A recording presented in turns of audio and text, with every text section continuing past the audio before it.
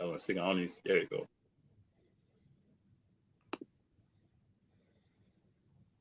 How we doing, guys? And welcome back to the Richie Hicks Jr. Sports Podcast. Got my boy Idris in the house, and we got a new guest, good friend of the show, Zay. Thanks How for you having boys doing? Oh, What up? What up? yeah, bro. me. Doing good. How are you? Good, bro. Happy to be here, man. And we're doing something different, man. We doing our first hip hop show. We have hit on hip hop numerous times on this show, but we're taking it. This is going to be the show today. And there was an article that I read a couple of nights ago that has definitely been stirring with me, and I want to get some feedback on this. And we're talking about the BET Awards. Jack Harlow being nominated for Best Male Artist, stirring up some controversy. And I think the way it was presented in the article is that the question at hand is if mediocrity amongst white artists in the hip hop / rap game kind of gives them a little more of a pass, a little more leeway than, say, the typical black artist. I kind of dived into his catalog a little because I myself didn't know who the fuck Jack Harlow was about a month or two ago. He got some swag, you know. He's hustling. I'm all for anybody doing what they love to do, but I do think that the article kind of stirred up a question if some people kind of jump into it, get what they want out of it, and then jump right out of it, which I guess to a lot of hip hop purists would upset people. Now, Zay, you're new to the show. Not everybody knows who you are here amongst our viewers, but I understand that you have a little bit of a catalog out there. Most definitely. Yeah. And, you know, Idris, I know about some of your background roots and your love for music, DJing, things of that nature. So, yeah, honestly, I want you guys to rip, man. What are your thoughts on this? Do you think there's some validity to feeling that this is a little ridiculous? And even this particular year, where artists like, say, Lil Nas X had 3 bangers, better catalog. Other artists, too, that are even more so from our gen. When you think about a guy like Nas, only getting 1 Grammy in his illustrious career, is interesting. And, yeah, definitely want you guys' feedback on this. I agree because I remember a few years ago, Macklemore won the Grammy, even though Kendrick Lamar outsold him, had the most celebrated album. And even Macklemore hit him up and like admitted, I didn't deserve this, you know. And everybody felt that Kendrick Lamar got jobbed. And even in the article with Jack Harlow, NGK was saying how if you want crying and all this other stuff, okay, go ahead and listen to rap. He said he listened to country. And the way he put it was like, I'm only doing this just to do it, you know. Well, it don't mean anything to me, you know. And with Jack Harlow, like I told you earlier, I never heard of the guy till today. And I'm like, he won an award, BET. I'm like, who is this guy? You know, and Iggy Azalea a few years ago, same with her. They had anointed her the queen of hip hop. I'm like, or the queen of rap. I'm like, really? You know, that's dangerous territory to throw it out there that simply and easily. Yeah. So I'm like, forgetting quite a few people, you know. Right. Roxanne Shante, MC Light, you know. That's a little dangerous walk there. Yeah, they called her the queen of rap. And I was like, what? You know, I remember a few years ago when they had the top 50 female rappers, they had Fergie at number 14. Come on, and I was like, yeah. I was like, really? And they had people like Jean Grey and everyone else lower than her. And I'm like, Fergie? Nah, you know? No. Yeah. No. It was stuff like that. And I'm like, and people would say, oh, y'all being racist. No, we're not being racist. Those are the ones who, I guess they co-sign this shit. You know, they co-sign. They don't see what's really going on. You know, so it's like, yeah, it's crazy, man. I don't see how this guy won this award. I had never heard of him until today. But I mean, did he win the award or he's nominated for the award? Yeah, did he win or was he nominated? I I think got he to won, check. right? I believe he won, but let me double check this. Okay. Yeah, I think he won.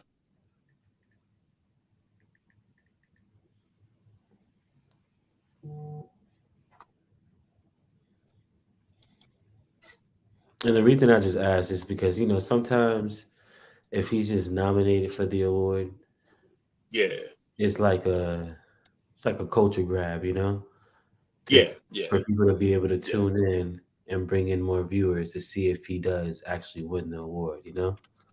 If it's a I'm a, nomination, yeah. But I believe I'm he won. quoting Little Nas X here because I just hit any and all articles and everything is just revolving around him being nominated. I haven't seen anything that Right. is identifying that he won. Right. But Little Nas X, this is him, a quote from him. Thank you, BET Awards, and outstanding 0 nominations again.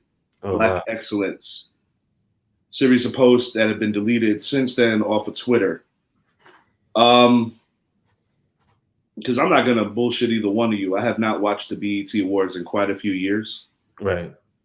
But it appears that they did do a track together, and that's kind of where Jack Harlow might have hijacked the track. Kind of like comparable to, like, say, maybe when M was on the Blueprint, Renegade, and kind of ran with it. I think the bigger question at hand, whether he wins the award, doesn't win the award, won the award, is that I think there's something to be said about a mediocrity. Like you mentioned MGK. And I was talking with Zay before we got on the mic saying how I admired that MGK had the stones to go at Eminem. But at the same time, I think we can make an argument that MGK kind of used the platform to put his shit out, but once again leave rather quickly. And it's not necessarily just a white artist thing. I mean, I think you can also go as far back to, say, the early 2000s when 50 and Jada were beefing. And Jada basically retired his ass and told him to sell vitamin water. 50's a genius. He did a lot of great things post-rap career, and he's been able to still make appearances. And the Power series has been phenomenal for 50. And 50, Get Rich or Die Trying, the engine was perfect. And part of being successful as an artist is also having timing on your side. I think in 50's case, he had a great back between Dr. Dre and Eminem and the big engine at Interscope. And, that album was massive, and it connected with a lot of rap fans that maybe were Tupac fans, given 50's backstory, surviving from being gunned down, could have lost his life. Independent artist at the time, wasn't making money, and his life changed drastically. So from the underdog story, it's kind of inspirational. He made a lot of money. He kind of did a movie about his life, similar to how M did with 8 Mile. And, M is a good starting point, in my opinion, when we talk about the white artist, because I don't think anybody in this circle is going to argue that he is the best white rapper and one of the greatest to do it in his own way. But one thing I will say, just looking at M's catalog, he had some bouts with addiction and he had some issues. And I do feel that a patience level that was granted to him maybe wouldn't have been the same thing when people are doing backflips and being scared about Kanye. It seems like there's a different narrative when it's a similar struggle. And I do question, why is there a bona fide difference, Mm-hmm. As someone who's been in this thing since basically the beginning, as a 12-year-old, I've seen it evolve. I've seen a lot of people come and go, a lot of trends, a lot of different types of sounds, from boom bap to G-funk, to crunk to trap to drill. And I think the downturn, because in the early days we had Third Base, Pete Nice and MC Search, and they rocked it. We had Snow, Snow was dope.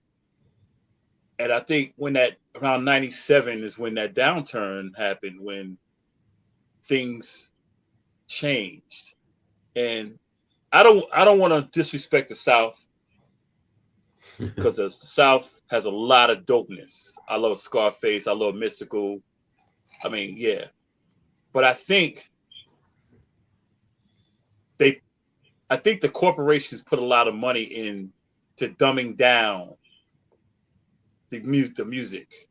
Right. Because I mean, when the North held it down, you couldn't get them guys to dumb down nothing because they police each other who ain't getting on the mic. Then all of a sudden, because I remember it was that period where hip hop was fighting. Like they were saying hip hop was violent when hip hop wasn't violent. You know, late 70s, early 80s. Then came NWA. You know how they came out. You know, they hit you in the face. You know, after police. But I think around that time is when the corporations started getting involved. We can't beat these guys. The only way to get them is to get inside and break them down from the inside out. Right. Well, you look at from the business angle, like you mentioned, NWA, the controversy with Eazy-E, because the thing I love about Eazy-E, I've said this to Zay numerous times. So sometimes I'll just drop a video to him. You know, I'm a hip hop connoisseur on so many levels, but the thing with Eazy, nobody sounded like him, and a lot of people would criticize his career path because he wasn't a songwriter. He was more on the streets. He was a gangster, really. But the thing is, nobody sounded like Eazy-E, and I think that's something that should not be overlooked. And from a business side, that was part of the fallout because he kind of tried to see past the business. I mean, for a guy in his position to go to the White House in the 90s, that speaks volumes about how powerful rappers were starting to become amongst urban youth. Not to mention that the birth of NWA actually was the death of the weird phase in rap where you had the Vanilla Ices, the MC Hammers. Like you and I kind of said that Vanilla Ice was the white MC Hammer and MC Hammer was the black Vanilla Ice. Yeah. It's a different time. It's a different time. The Fat Boys, everybody played a part in different evolution, but I do believe that with NWA, they opened the lane for, in my opinion, the biggest song in hip hop history, Nothing But a G Thing, because that literally changed power on your MTV from rock to where rap became the most recognized music in our country. And it hasn't turned its back, even in times when we want to go like this, because we're disappointed with maybe lackluster lyricism or stuff. And personally, you say a point of dumbing it down. I do believe that when it started getting where the two biggest rappers in the country in the mid-90s both died by the gun, I do believe that it scared a lot of people. And I do believe that was the beginning of changing how the industry is. One thing I like about how the industry is now is that artists don't necessarily have to deal with so many middlemen, where they can be their own manager, and they can kind of look at the way that how the industry works. Publishing has always been a big one. I mean, the Locks tried to damn near kill P. Diddy when Hot 97, when they were trying to get their publishing back, and I'm sure you could come up with a lot of stories. Ultimately in the mid 90s, I feel that the two CEOs sacrificed their cash cows, maybe not intentionally, but definitely irresponsibly. And I do believe that. I think it's great that artists are doing their thing, but the problem with that is now you have a lot of people just putting their mans on, and a lot of people are just putting shit out. Like, here's my man's, put my man's on, but your man's ain't got no skills. Right. But he putting shit out, and like DMX once said, feed black people enough dog shit, they'll learn to put barbecue sauce on it. If you keep feeding somebody, it's like the old saying, it grew on me. You keep playing the shit over and over. Like when I was really doing my DJing, I worked at Power 98 in Charlotte. And And I had hit this guy up, Ken Spiderweb. He used to be a DJ in New York. And I like, yo, I'll say, I want the tips. And he said, look, this is how I go, man. He said, you don't have any control in that room. And I said, what you mean? He said, you don't have any control. What you want to play, you're not going to play. I'm like, why? He said, because the sponsor is going to tell the guy in there, the director, what to play, and the director's going to give you a sheet, and that's what you're going to play. And I was like, nah. So my first time in there, got up there, I'm like, hell yeah, about to rock this. He said, hey, yo, play this. And I was like, what? He's like, yo, you got to play this, man. I said, you serious? He said, yeah. And I'm playing it, and I'm like, I said, yo, so I ain't gonna be able to. He said, no, you can mix it up, but you got to play these songs. And I lasted a week. I was like, man, I can't do this no more. Then I hit the station up, and I was talking to one of these. He said, dude, that's how it is, man. We don't have no say so. And that's when they started teaching me business. He said, do you know how a song become a hit? I said, how? He said, they pay money for these songs to be played. And once it gets played a certain amount of times, the station or whoever gets the money. That's how they make whack shit, dope shit. And I was like, for real? He said, yeah. He said, why you think a lot of songs, you hear songs 3-4 times an hour? But the one song you want to hear, you might hear it once a day. He said, why do you think during the daytime, you hear all the whack shit, but you got to stay up to 12 o'clock midnight to hear the shit? You're like, yo, I didn't know that came out. He said, that's why. There's some fact to that. Because Hot 97, bro, from like, I remember back in the day from like 12 to 4 or 12 to 3. Oh, shouts out to Eddie Owens, used to be a Power 98. He got fired too because he kicked it with one. Yeah, that's my dude. Yeah, forget it. Yeah, but I mean, I think it actually even got exposed how you could get blackballed by the industry too, because even if you take a look at what happened with Terror Squad and their demise, you know, post pun, you know, Cuban Link and Fat Joe had an altercation, and Angie kind of played sides. You know, Angie was the voice of New York at Hot 97. I believe she's on Power now. She is. Yeah.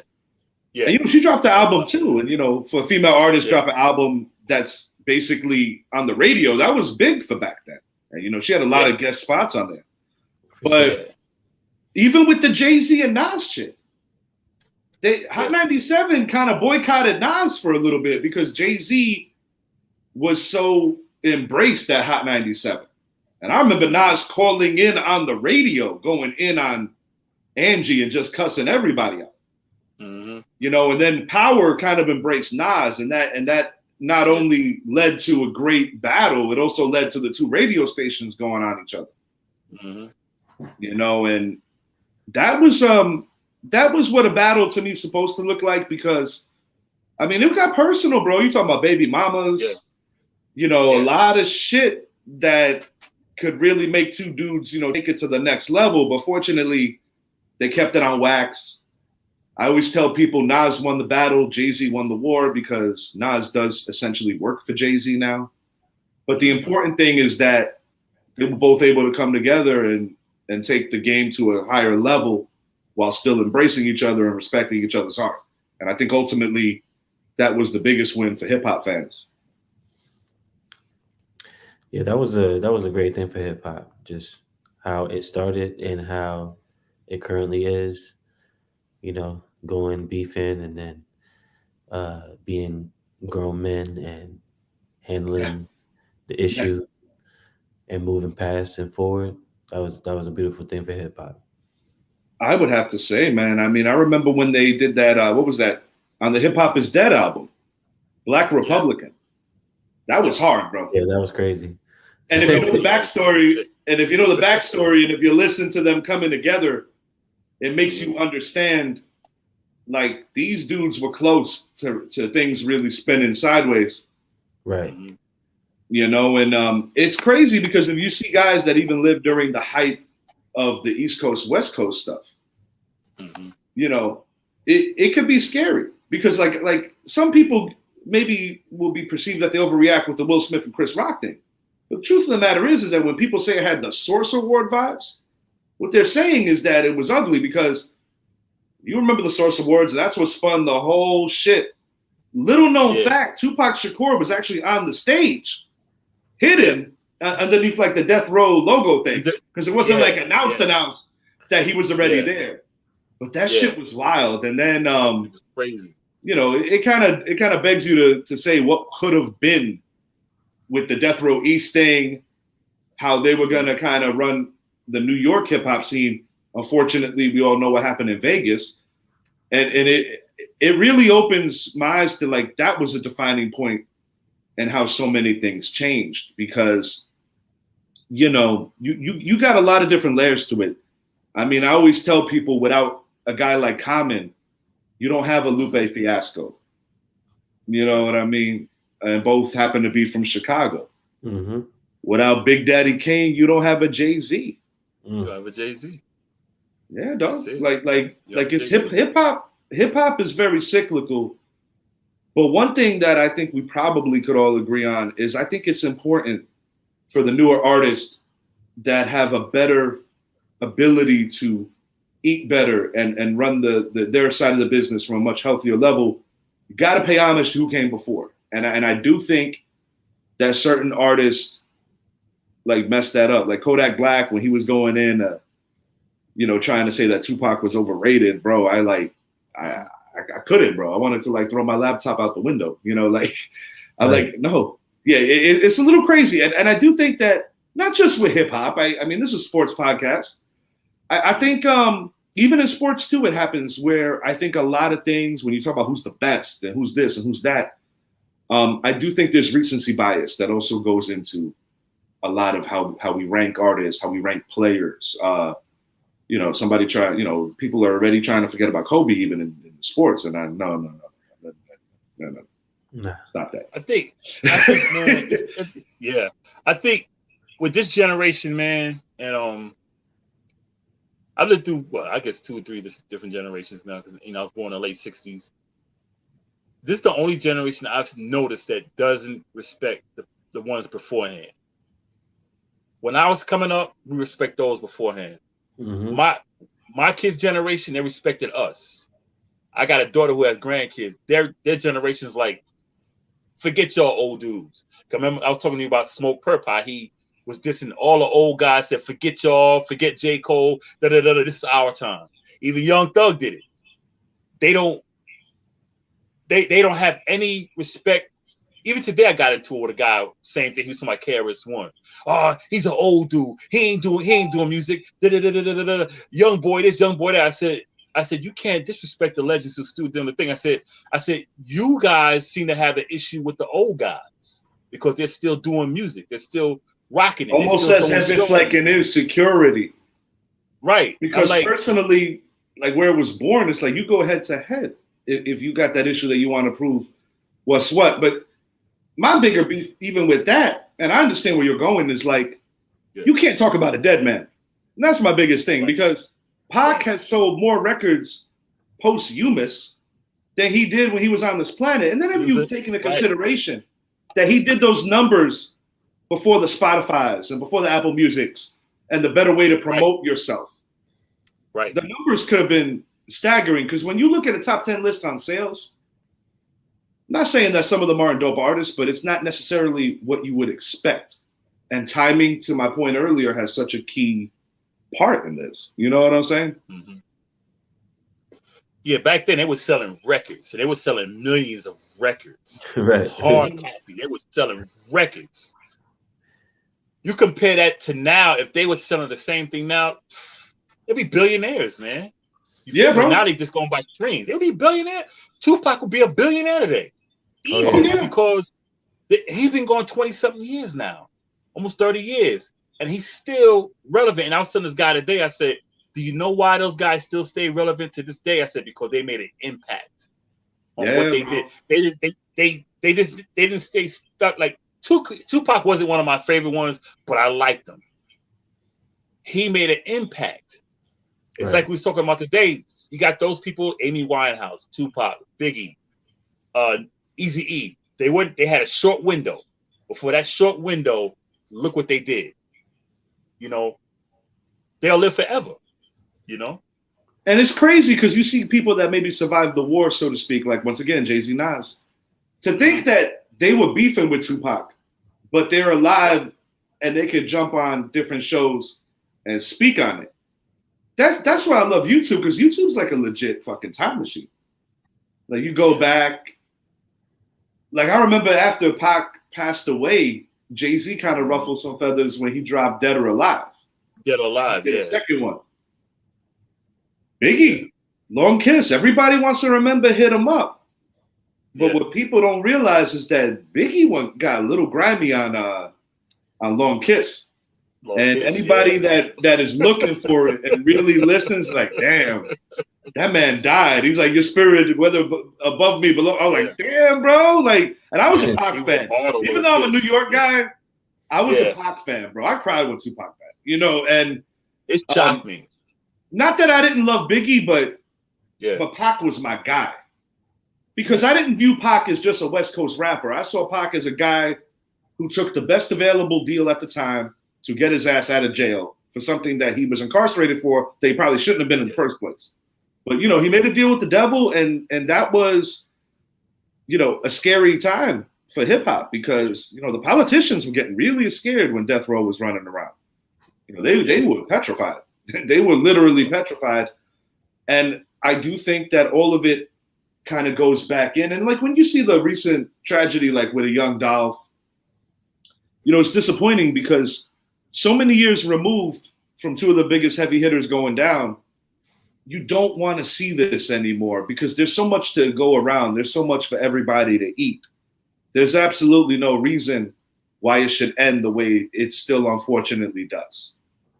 And that's something that should just never happen at this point in time. I mean, too many tragedies. I mean, if you go back old school like Big L, if Big L didn't get gunned down, God only knows where he would have been. I mean, he was about to sign with Rockefeller, with Jay-Z. Mm-hmm.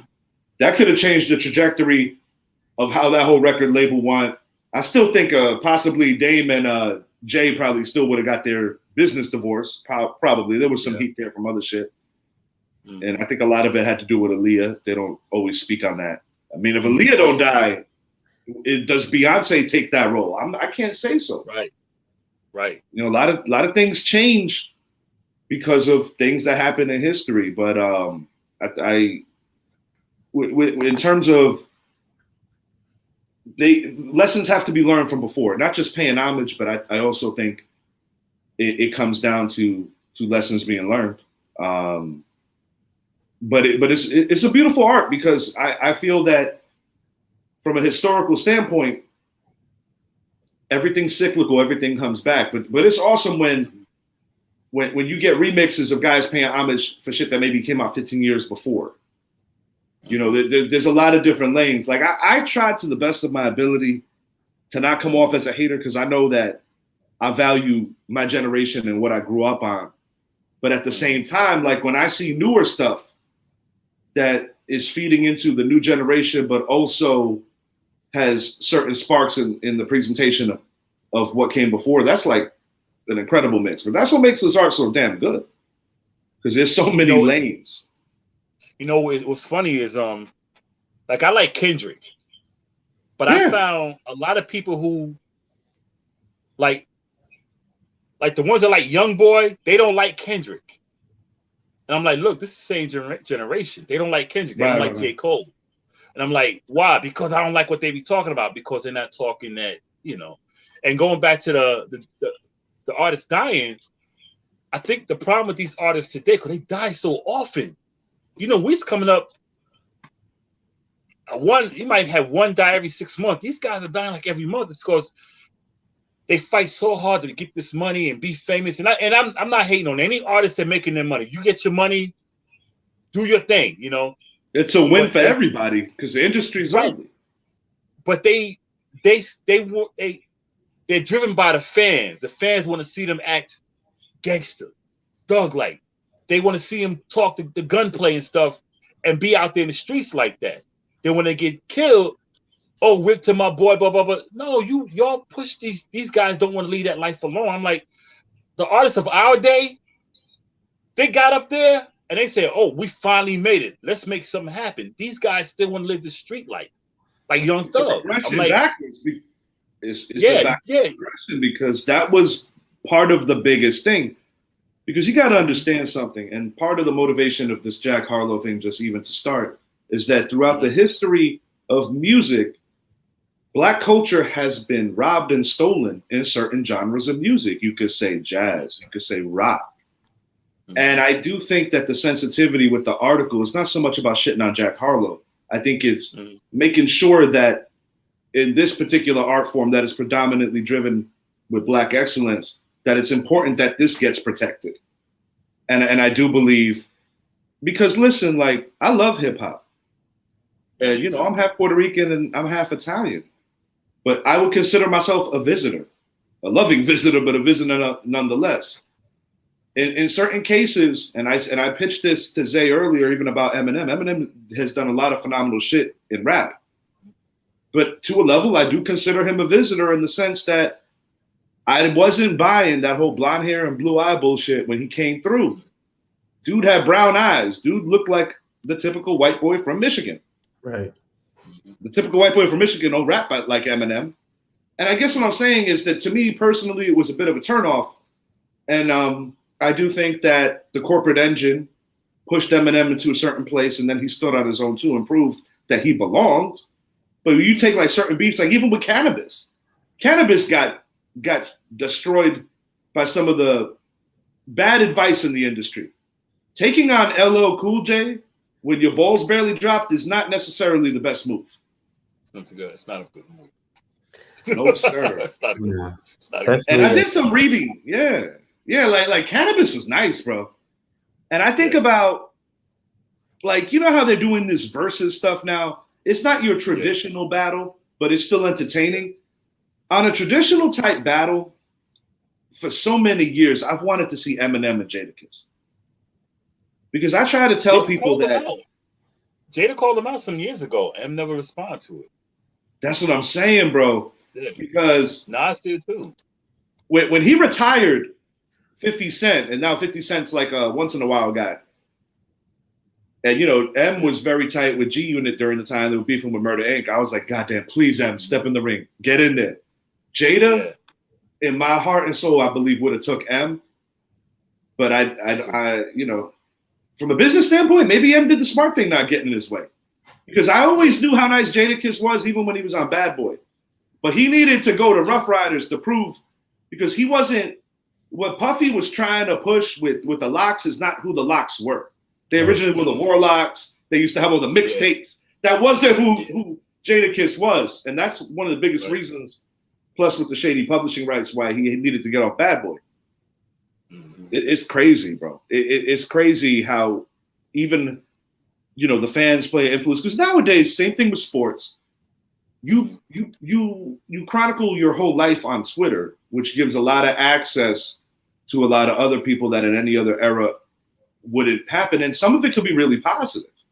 Like this man right here, whenever he's promoting his music or doing something with his children or whatever, like, quite frankly, I could go on Twitter and look at Zay Fetty and be like, damn, this is inspiring. This is good stuff. Wake up in a good mood, just kind of vibing off of the positive things he does in his life. And the point I'm making, there's a lot of great things that can come of it.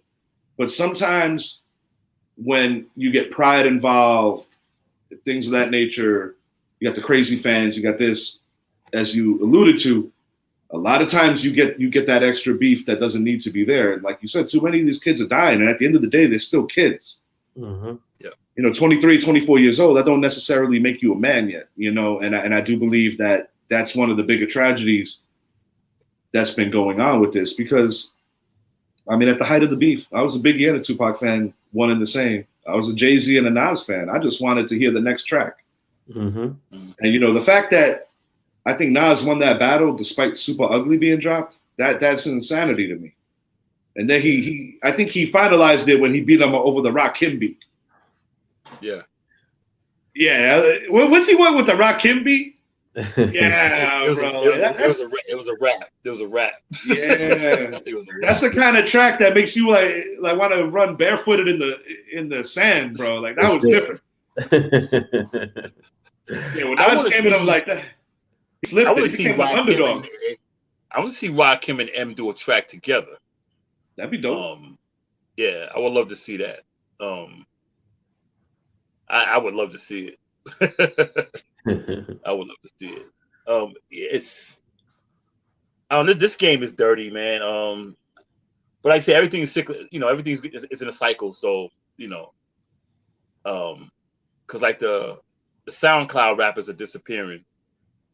Lil Xan and Smoke Perp and all these guys, you know, they're disappearing. They were one shots and Right. I mean, I feel like hip hop was in a really bad place a little while ago, but I feel like now it's getting into a better place from that Little Pump, all that era. Yeah. And the early 2000s was a weird time too, bro. The early 2000s, like, I think that hip hop was trying to find its balls and its dick again, because it was weird, bro. Like, Stagger Lee, that dude got on BET, bro. I'm sorry, I'm not trying to hate, but that was literally the wackest rapper I ever seen in my life, and it hurts. Wackest rapper, and it hurts me because that dude's from New York. He was that guy was horrible. He was horrible, man. I forgot all about that guy until you mentioned him just now. That looked like Malibu's Most Wanted.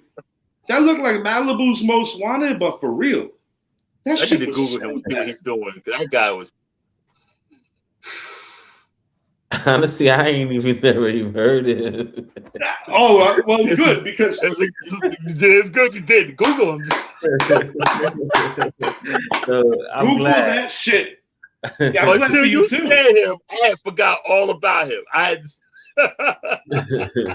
Point to be made. It was a weird time in hip hop. Okay. It was. Yeah, because it was people were scrambling and trying to figure out a new direction with it, and I think that's when because every now and then hip hop takes a fat turn into the R&B side of things too. That's what I was going to say. Yeah, you had a lot of groups like the Jagged Edge, even 112 before them. Yeah, but and that was a big driving force in hip hop too. Is when you had a lot of your R&B artists basically lining up with your rappers, and that was a turn. I think Bad Boy kind of mastered kind of a map out of how that was going to go for a while, and you know, So Def did their shit. Even Death Row had it too. Yeah, but again, you know, cyclical. I like even people complain of that maybe R&B, especially the female artists, it's not the same deal no more. Like your SWVs, you know, some of the old school groups, like that was a big part of the culture that it just kind of got extinguished. You know, you just don't see that shit no more. Well, that's that New Jack Swing era. It's good. Yeah. You know, it's the difference between women singing and these new, you know, females, how they're conditioned these days to, like, you know, their train of thought is totally different. You know, there's not really so much soul into the music anymore. It's more sex appeal and yes, sir, that thing, you know. But little do they realize is that back then, a lot of times, less was more. Most definitely. Yeah, I always say the '90s. I mean, my bad. No, you good. I always say the '90s R&B groups. I think that was the last great era of them, because you had so many girl groups: Brownstone, Black Girl, SWV, Jade, Total. Yeah. They were just belting them out, man. Now, to like they said, but now there's no soul. There's no soul in the music. Right. Like even in the rap, there's no soul in it. There's no soul. It's just in the Autotune. Every time somebody be like, yo, listen to my demo. I get everyone a 25-second courtesy listen. I don't care who you are. I give you at least 25 seconds. And 95% of them, I'll be like, look, man, turn that shit off. Because they all start the same. They all got a guy trying to sing with Autotune. And I said, dude, why are you singing with Autotune? He's like, man, everybody else doing. I said, so you ain't got your own style. And they all said the same thing. Now, are you hating? I said, no. You want my opinion, or do you want me to validate you? That's what I tell them. I'm not going to validate you. I'm gonna give you my opinion. T-Pain opened that for sure. But T-Pain can sing his ass off though. That's the other thing too, though.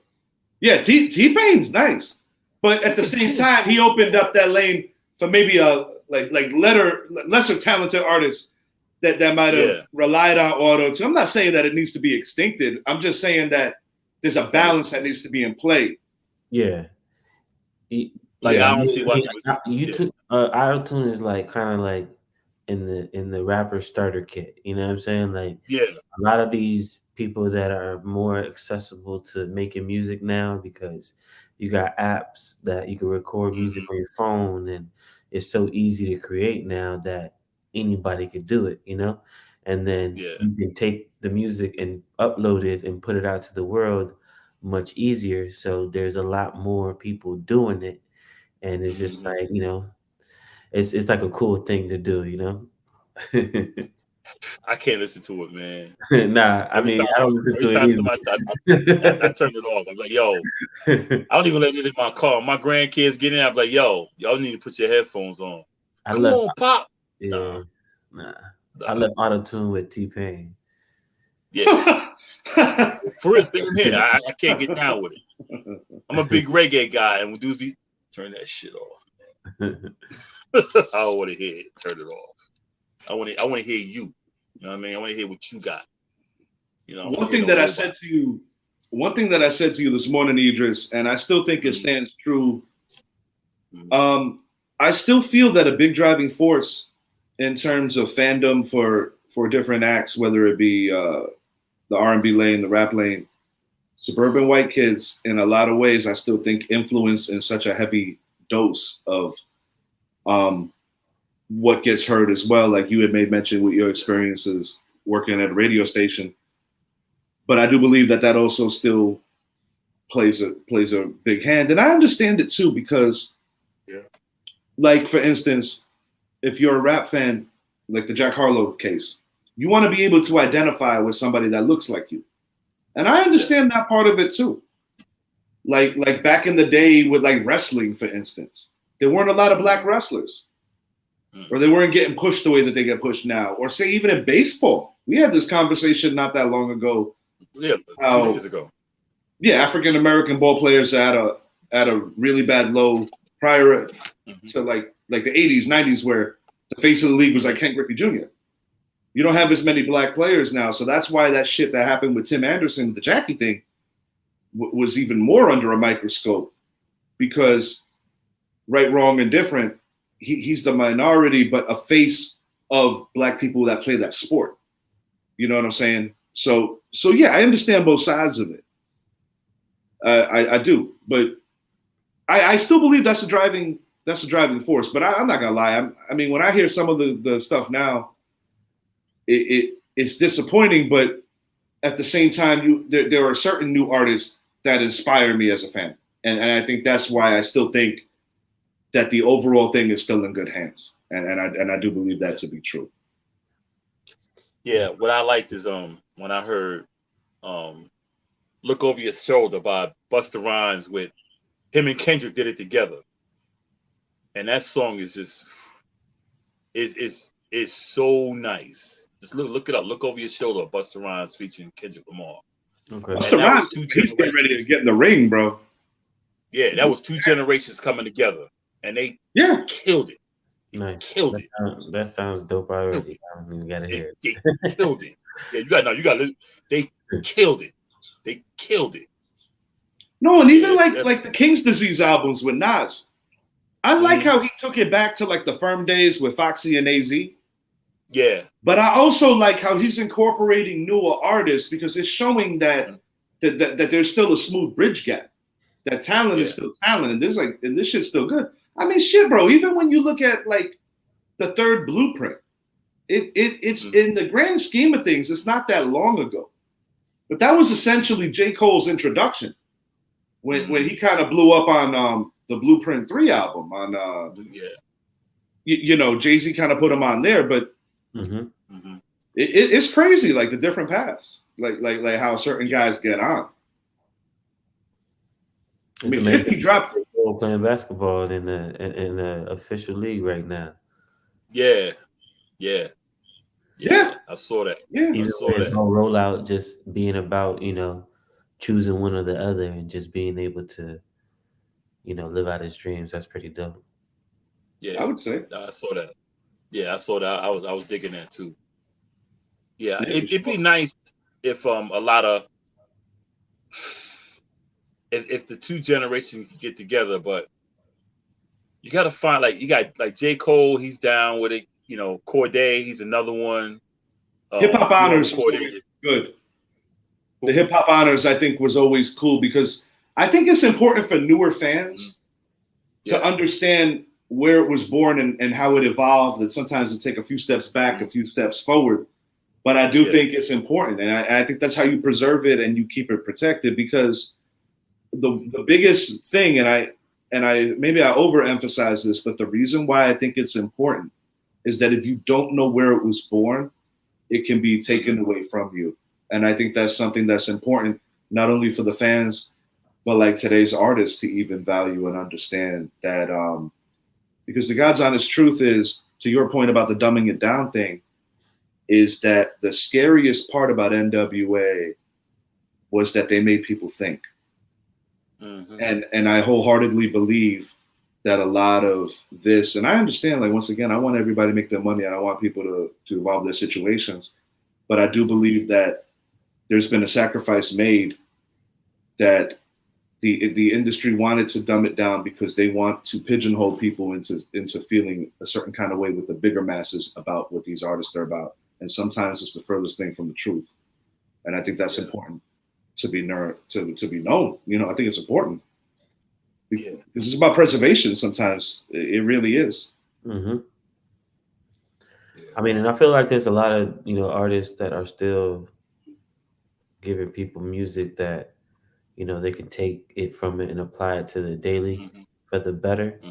I think it's just so much saturation of music that, you really got to dig nowadays, And these new fans don't want to dig for music. They just want everything.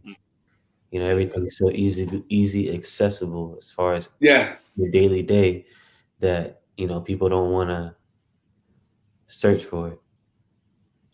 Yeah, that's why I'm so glad I became a DJ at such a young age, because I search.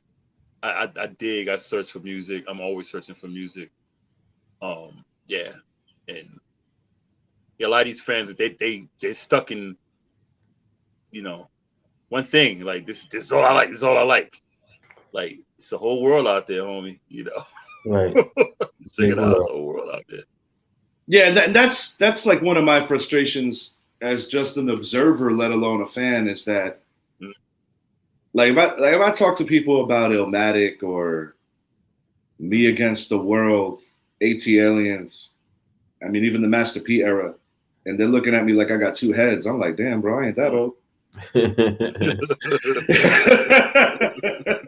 Right? Yeah. It seems like that nowadays, though. I tell you that, man. It like that. Yeah, like I'm walking around like I'm an alien or something. It's kind of weird, bro. It's kind of weird. Yeah, I wasn't a big fan of them down there. I just went into the real slow beats, but once I got to listening to them, I was like, all right. Like Mystical. I love me some Mystical. Yeah. I always said Mystical was the hip hop version of James Brown, just because of his energy, the way he rapped. That's a good comparison right there. I never heard that. He's the hip hop version of James Brown. That's perfect for him. No, you know what's wild? I knew things were changing when I was still living in New York. And when I saw that Master P was getting airplay in the clubs up there, that's when I was like, oh shit, this is different now. Yeah. But it don't matter what era it is. If you're in the club and Tear the Club Up comes on, get the fuck out of there. Same with Annie Up. Yeah. Oh yeah, I'm open. Yeah. Same with Annie Up. You play Annie Up, you better be in the bathroom. Oh yeah.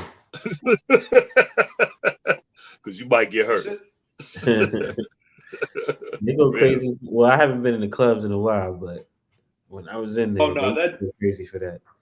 That day is over Down here, here. but that day is over. But definitely like something that I noticed because when I first heard Master P, like a lot of like old school New York guys would just hate, be like, oh, the Bamas, they talk slow and all this other shit. But then when you really listen to it, I was like, damn, these guys built something pretty good over there. I ain't gonna lie, that was my first thing too. But I started listening. I was like, I didn't like everybody, but I heard About It. I was like, oh shit, I like that beat. Yeah. I was like, crazy. And that's the thing, because the South had the beats. That's the other thing too. Yeah. Because like New York could be looked at like we had the lyricism, but even with the old school Nas albums, sometimes production was a little lackey. That's why when you see Nas with this reincarnation now and like this motivation, he's like sewing up like his final stretch. It's like in sports if a dude's like padding up the stats. But Nas basically just 3 straight albums in a row that essentially could be a little comparable to say Illmatic, Stillmatic, maybe It Was Written. Because artists got to try new things. You can't necessarily do the shit you were doing, like Reasonable Doubt. They're like, oh, he needs to drop another one of those. He can't. He's a grown man now. It's different. Mm-hmm. There's no more blueprint. The album that got me in the South was Mystical's Unpredictable. My ex's brother had it, and he was playing that song, "Bitch Been Sleeping With Me," and I heard him because he was staying with us. I said, "Yo, what your brother listen to?" She's like, Mystical. I said, Mystical. I went in there. Said, yo, what's that? He said, it's called Sleeping With Me, man. And I was like, I woke up this morning, Dick Rock. I'm like, oh shit. And I said, yo, where's he from? He said, yo, he from Louisiana. I said, word? And I was like, yo, I got it. And that was it. I was like, I didn't like everybody, but those beats they had as a DJ, I was like, the beats are much slower, but they had a different, just a different, I don't know what it was. I was like, oh shit. I attended a basement party in Brooklyn. Yeah. And when Mystical came on, it got real fast. And the thing is, once again, it's like on the come up, I'm not necessarily thinking that would reach New York, because sometimes you get so like soaked into your own little territories where you're from that you forget how global, let alone how countrywide, state to state, it really is. It's pretty crazy when you think about it, and that's like the good part of it. To me, that's the good part of it. Zay, before we get out of here, man, first and foremost, I want to say thank you so much for hanging with us. It was great having you here. You're always welcome to jump on in, but definitely. Sorry for dogging the mic, man. No. Hey, I'm the guest. I'm hanging out. I'm chilling. I don't really say this much. How we do, man.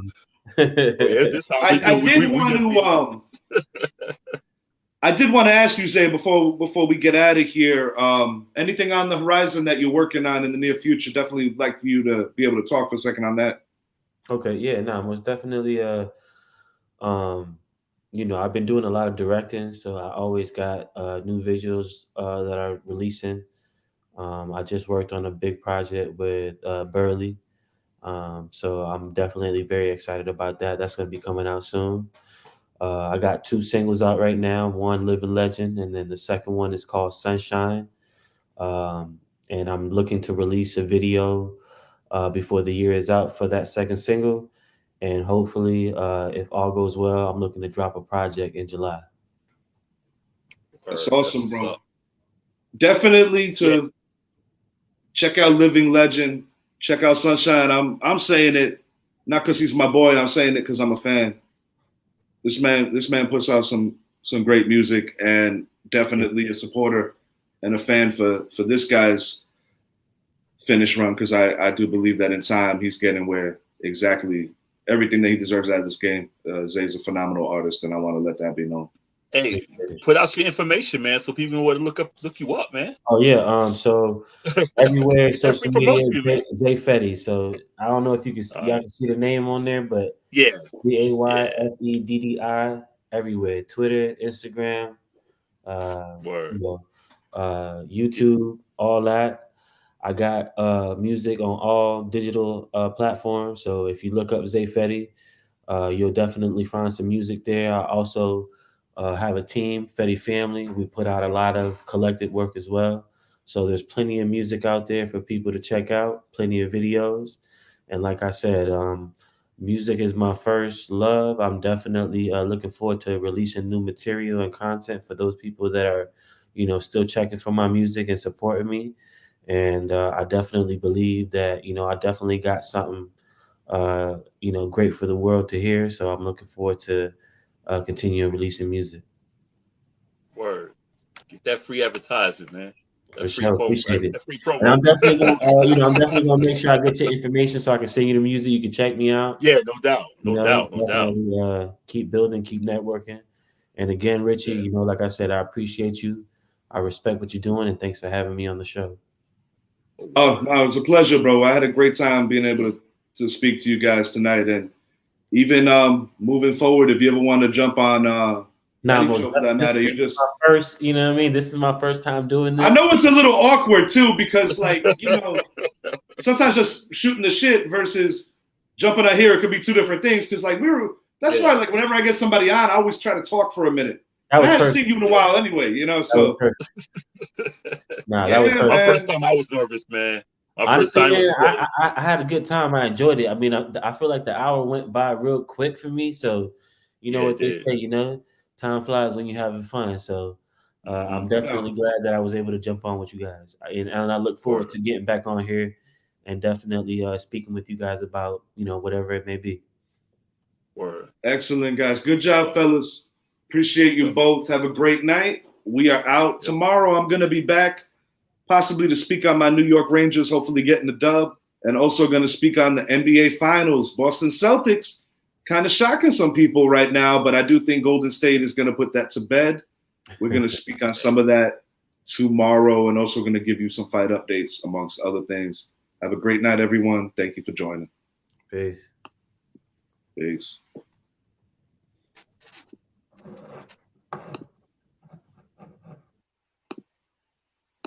Hey, you hung up.